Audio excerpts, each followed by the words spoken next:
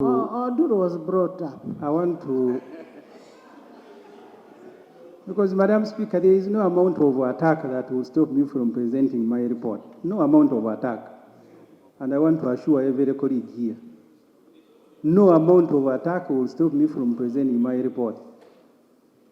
I did not author the judgment. The judgment, you can Google it. Chair, Vice Chair.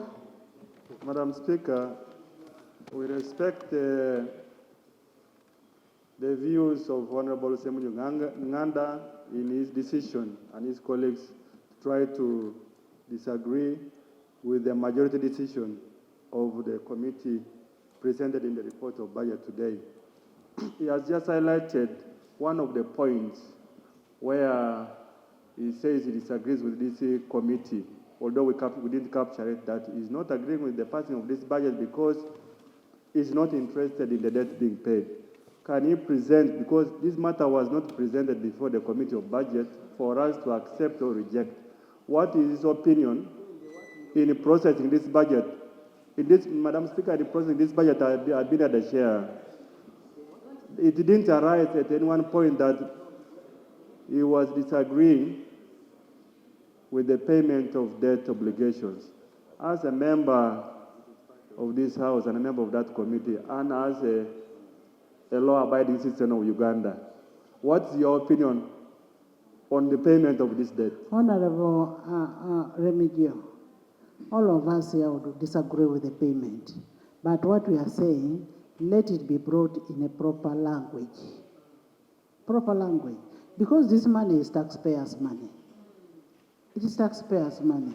But what we are saying, let it be in a proper language for people to appreciate than destroying your own country.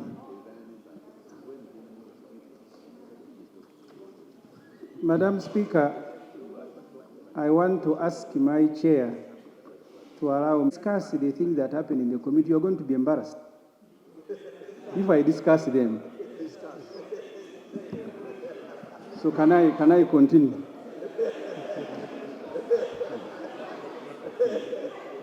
Madam Speaker, I am now. Can you conclude?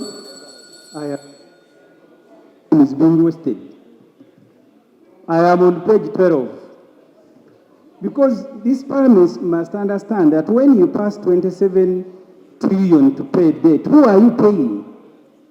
I am on page 12, Madam Speaker. Budgeting 60 billion to pay Roco debts. Also included, I am shocked that the chair says this is not in the budget. So which means you don't even know which budget you have recommended to Parliament. Also included in the 27.3 trillion debt servicing is 60 billion amount for Roco Construction Company. Uganda is acquiring preferential shares in this collapsing company. This Parliament authorized the government in July 2022 to acquire 150,000 shares in Roco at a cost of 207 billion to be paid over 5 years. This payment to Roco is now part of our public debt obligation. As of May 2022, Roco debts were at an equivalent of 414 billion. The company owed banks several amount of money. I don't have to read the names. As usual, General Museveni stepped in since the proprietors are his friends who helped him when he was fighting to remove government in 1980-86. That's how the debt was contracted. We are borrowing to help pay someone else's debt. We borrow to help someone pay his debt. The Auditor General, in December 2024 annual report on page 24 states that the shares in Roco were irregularly purchased. The resolutions by the company allotting government shares were done before parliamentary approval. The Auditor General fears legal disputes may arise in the future. I am only alerting Parliament to be aware. Permit to get another 465 billion. Also part of the 27 trillion debt servicing is 465 billion for President Museveni's Italian friend, Enrica Maria Aristidina Pinetti. The 446 billion will be deposited on an escrow account accessed only by Aristidina.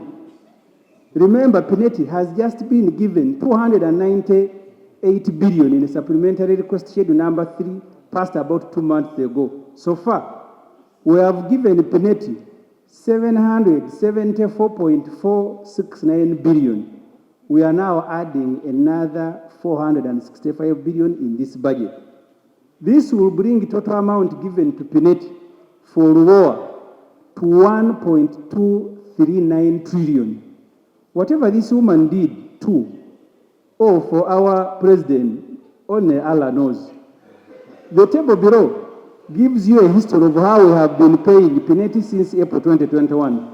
Honorable Ssemujju, don't impute a motive that the woman has I said I don't know, so I'm imputing, No, the woman is just a businesswoman. Yeah, that's what, Madam Speaker, I said I don't know which business. No, but it's not the president giving her business, it's government. Whatever she did for government, not the president. Madam Speaker, it's not personal. No, it's not. I don't want to go there. It is not personal to the president. Please, let it be to government, not to the president.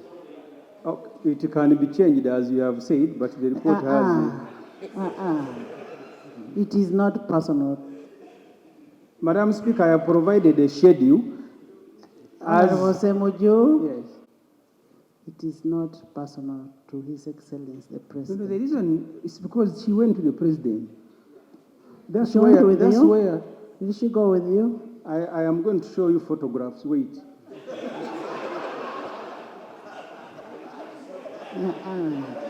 Next page. So this schedule you see there, as of July 13th, 2022, we had given Pineti this amount of money. We have now increased. You can go to page 14. Now they are not putting them proper, but you can see Pineti and President Museveni. And then continue below. Here, I think it was deliberate, but here it is very clear. You have Pineti addressing Honorable Matia Kasaija, the Secretary to the Treasury. So the workers of the President are now being addressed by Pineti. She is a very special person. You may deny, but she is. That you meet the President and then go and summon the whole of finance. I am now on page 15, paying Mubaje debts.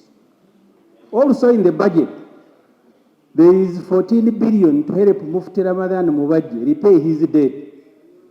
Sheikh Mubaje sold Uganda Muslim Supreme Council farmland in Zimbabwe to 2 different people. One of the buyers took him to court and obtained an order to attach Uganda Muslim Supreme Council property, including the National Mosque. Now, President Museveni has ordered that taxpayers' money be allocated to Mubaje to help him repay the money he ate. This allocation is captured in the second budget called circular.